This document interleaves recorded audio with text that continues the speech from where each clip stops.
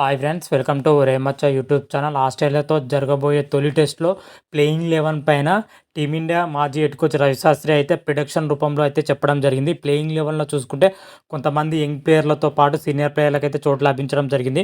వీటన్నిటి గురించి పూర్తి డీటెయిల్ తెలుసుకునే ముందు మా ఛానల్ అయితే సబ్స్క్రైబ్ చేసుకోండి. పక్కన ఉన్న బెల్ ఐకాన్ మాత్రం అయితే క్లిక్ చేసి పెట్టుకోండి. ఫర్దర్గా మీ వీడియోలో అప్లోడ్ చేసిన మీకు నోటిఫికేషన్ వస్తుంది.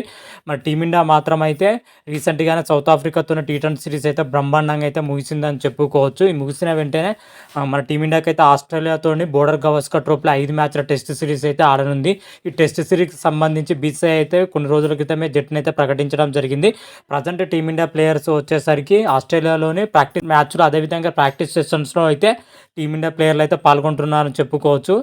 అయితే తొలి టెస్ట్ వచ్చేసరికి నవంబర్ 28 నుంచి అయితే తొలి టెస్ట్ అయితే ప్రారంభమవుతుంది. తొలి టెస్ట్కు సంబంధించి మన టీమిండియా మాజీ హెడ్ కోచ్ రవిశాస్త్రి గారు అయితే ఒక ప్లేయింగ్ 11 అయితే ప్రకటించడం జరిగింది. ప్లేయర్లతో కూడిన సీనియర్ ప్లేయర్లను కూడా ప్రకటించడం జరిగింది. అయితే ఓపెనింగ్ పొజిషన్లో వచ్చేసరికి రోహిత్ శర్మ కాకపోతే మాత్రమైతే కేఎల్ రాహుల్ని అయితే రోహిత్ శర్మ ప్లేస్లో అయితే పెట్టాలి. లేకపోతే అయితే శుభ్మన్ గిల్తో పాటు యశస్వి జైస్వాల్ ఓపెనింగ్ పొజిషన్లో బరిలో దింపి వన్ డౌన్గా వచ్చేసరికి కేఎల్ రాహుల్ని అయితే బరిలో దింపాలని అయితే చెప్పడం జరిగింది. అదేవిధంగా మరొక ఓపెనర్ అభిమన్యు ఈశ్వర్ అని ఉన్నాడు. కాకపోతే రీసెంట్గా జరిగిన ప్రాక్టీస్ మ్యాచ్లో అభిమన్యు ఈశ్వర్ అయితే అనుకున్నంత స్థాయిలో రాణించలేకపోతున్నాడు కాబట్టి అతన్ని అయితే పక్కన పెట్టాలని అయితే సూచించడం జరిగింది. ఓపెనింగ్ పొజిషన్లో యశస్వి జైస్వాల్తో పాటు శుభ్మన్ గిల్ ఓపెనింగ్ పొజిషన్లో బరిలో దిగాలి.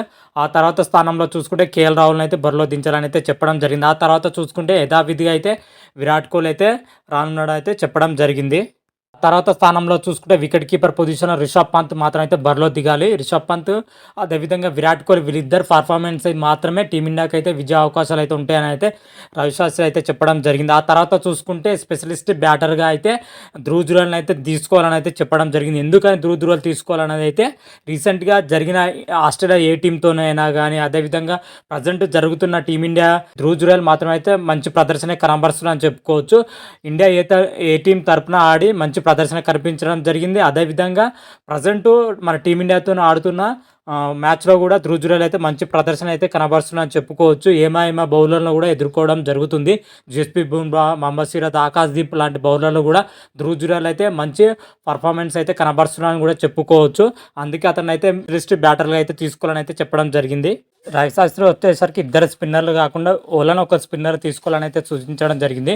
మరొకరు వచ్చేసరికి పేస్ ఆల్రౌండర్లు అయితే తీసుకోవాలని అయితే చెప్పడం జరిగింది. ఆ పేస్ ఆల్రౌండర్ కింద వచ్చేసరికి నితీష్ కుమార్ రెడ్డిని అయితే ఎంపిక చేయాలని అయితే చెప్పడం జరిగింది. ఎందుకంటే ఆస్ట్రేలియా పిచ్చులు వచ్చేసరికి పేస్ విభాగం చెందిన పిచ్చులు కాబట్టి నితీష్ కుమార్ రెడ్డి పర్ఫెక్ట్గా సెట్ అవుతాడు. అంతకుముందు చూసుకుంటే షాదుల్ ఠాగూర్ కూడా ఇదే పని చేయడం జరిగింది. షాదుల్ ఠాగూర్ వచ్చే బ్యాటింగ్ అండ్ బౌలింగ్ పొజిషన్లో సూపర్గా రాణించడం జరిగింది. ప్రజెంట్ జట్టులో వచ్చేసరికి షాదుల్ ఠాగూర్ లేని ప్లేస్లో నితీష్ కుమార్ రెడ్డి పర్ఫెక్ట్గా సెట్ అవుతాడని అయితే రవిశాస్త్రి అయితే చెప్పడం జరిగింది. అందుకే ఒక స్పిన్నర్ అయితే తీసుకోవడం జరిగింది. ఒక స్పిన్నర్లో వచ్చేసరికి రవీంద్ర జడేజా లేదా అక్షర్ పటేల్ ఇద్దరు ఒకరికైతే చోటు లభించాలని అయితే చెప్పడం జరిగింది. ఇద్దరులో చూసుకుంటే రవీంద్ర జడేజా వైపుకి ఎక్కువ మొగ్గు చూపే అవకాశం అయితే కనిపిస్తుందని చెప్పుకోవచ్చు. ఎందుకంటే ఆస్ట్రేలియా పిచ్చుల పైన రవీంద్ర జడేజాకి అయితే మంచి గ్రిప్ అదేవిధంగా ఎక్స్పీరియన్స్ కూడా ఉంది కాబట్టి రవీంద్ర జడేజాకే మొగ్గు చూపే అవకాశం అవుతుంది. ఇదే విషయాన్ని అయితే రవిశాస్త్రి అయితే చెప్పడం జరిగింది. అదేవిధంగా పేస్ విభాగంలో చూసుకుంటే యథావిధిగా అయితే ముగ్గురు అయితే బరిలో దిగాలని అయితే చెప్పడం జరిగింది. జస్ప్రీత్ బుమ్రా, ఆకాశ్దీప్, మహమ్మద్ సిరాజ్లు అయితే పేస్ విభాగంలో అయితే బాధ్యతలు అయితే చేపట్టాలని అయితే రవిశాస్త్రి అయితే చెప్పడం జరిగింది. ఓవరాల్గా మన రవిశాస్త్రి తొలి టెస్ట్కు ప్రకటించిన ప్లేయింగ్ 11లో చూసుకుంటే ఈ వీళ్ళే ఉన్నారని చెప్పుకోవచ్చు.